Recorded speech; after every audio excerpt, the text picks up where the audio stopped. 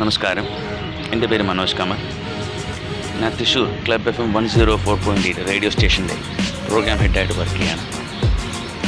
ഞാൻ എല്ലാ ദിവസവും രാവിലെ ഒരു 5:45-6 മണി മുതൽ ഒരു 8 മണി വരെ തൃശ്ശൂരിലെ കോർപ്പറേഷൻ സ്റ്റേഡിയത്തിൽ വ്യായാമത്തിനായി വരാറുണ്ട്.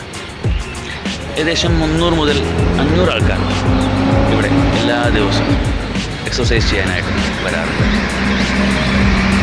അല്പം ശുദ്ധവായുവും കുറച്ച് ശാന്തിയും സമാധാനം ലഭിക്കുന്ന വളരെ കുറച്ച് സ്ഥലങ്ങളിൽ ഒന്നാണ് ഈ സ്റ്റേഡിയം. വെളിയന്നൂർ മുതൽ ഇവിടം വരെ റോഡുകളിൽ നിയമവിരുദ്ധമായിട്ടും കുറ്റകരമായിട്ടും പൊതുസ്ഥലത്ത് മാലിന്യങ്ങൾ കത്തിക്കുന്നത് എല്ലാവർക്കും അറിയാമെങ്കിലും ഇപ്പോഴും അതൊരു പതിവ് കാഴ്ചയായിട്ട് തുടരുകയാണ്. ഞാൻ മാതൃഭൂമിയിൽ പലപ്പോഴും അതിനെ പറ്റിയൊരു ആർട്ടിക്കിൾ കൊടുത്തിട്ടുണ്ടായിരുന്നു. ഇപ്പോൾ ദൃശ്യത്തിൽ നിങ്ങൾക്ക് കാണാം. ഇതെങ്ങനെ വഴിനീളം മുഴുവനുണ്ട്. നമുക്കിതിൻ്റെ സ്മെല്ലും ആ പ്രശ്നവും നമുക്ക് നമ്മൾ എക്സസൈസ് ചെയ്യുമ്പോൾ ആ വായുവിൽ നമുക്ക് ഫീൽ ചെയ്യുന്നുണ്ട്. അധികാരികളോട് നമ്മൾ പലപ്പോഴും പറഞ്ഞിട്ടുമുണ്ട്, ഇതിനെപ്പറ്റി എന്തെങ്കിലും ഒരു നടപടി എടുക്കണം, ഇതിനൊരു പരിഹാരം കാണണം. ഇതുവരെ ഒന്നും ഉണ്ടായിട്ടില്ല.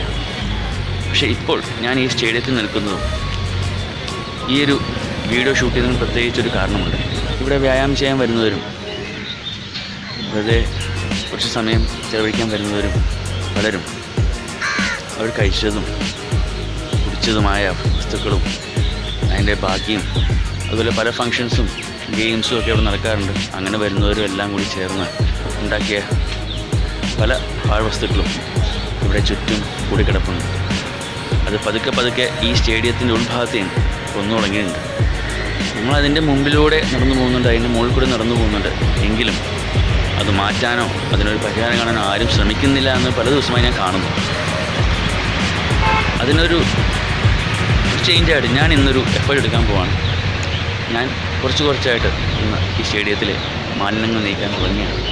അത് കണ്ടിട്ട് ആരെങ്കിലും എൻ്റെ കൂടെ ചേരുന്നുണ്ടോ, എല്ലാവരും വരുന്നുണ്ടോ എന്ന് നോക്കാനുള്ള ഒരു ചെറിയ പരീക്ഷ നോക്കട്ടെ.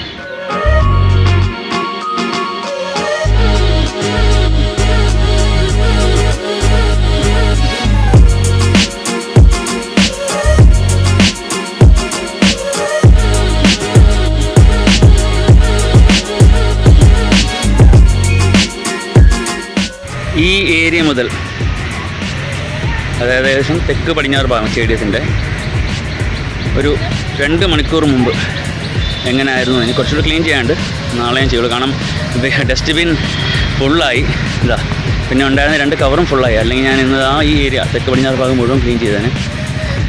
ഈ ഏരിയ നിങ്ങളിപ്പോൾ ശ്രദ്ധിച്ചോളൂ. നേരത്തെ എന്തായിരുന്നു, ഇപ്പോൾ അതെന്താണ്, ഈ കുറച്ചുകൂടി അഡ്ജസ്റ്റ് ക്ലീൻ ചെയ്യാണ്ട്. ഏകദേശം ആ റെസ്റ്റ് റൂം, ഈ കളിക്കാരുടെ ഡ്രസ്സിങ് റൂമിൻ്റെ അപ്പുറം ഭാഗം വരെ ഏകദേശം മുഴുവൻ ക്ലീൻ ചെയ്തിട്ടുണ്ട്. ഈ ഏരിയ പ്രത്യേകിച്ച് ശ്രദ്ധിച്ചോളൂ. ഫ്ലക്സും ഒരു 200 കിലോ സാധനം ഉണ്ടായിരുന്നത് ഡസ്റ്റ്ബിൻ എന്ന് പറയാം. ഫ്ലക്സ് തന്നെ മതിയല്ലോ പറഞ്ഞിട്ടുണ്ട്. അപ്പോൾ രാവിലെ ഞാൻ ഒരു 6:30 തുടങ്ങിയതാണ്, ഒരു 8 മണിയോളമായി, 1.5 മണിക്കൂറോളമായി. അപ്പോൾ ഇത് കണ്ടുകൊണ്ട് ആദ്യമൊന്നും മിണ്ടിയില്ല. പക്ഷേ നാളെ 10 പേർ എന്നോടൊപ്പം ചേരുന്നുണ്ട്. അങ്ങനത്തെ ഒരു അസോസിയേഷനുണ്ട്. പ്ലസ് ഈ ഫുട്ബോൾ ടീമും അവരുടെ കോച്ചും എല്ലാവരും നാളെ മുതൽ എന്നോട് സഹകരിക്കാമെന്ന് പറഞ്ഞിട്ടുണ്ട്. അപ്പോൾ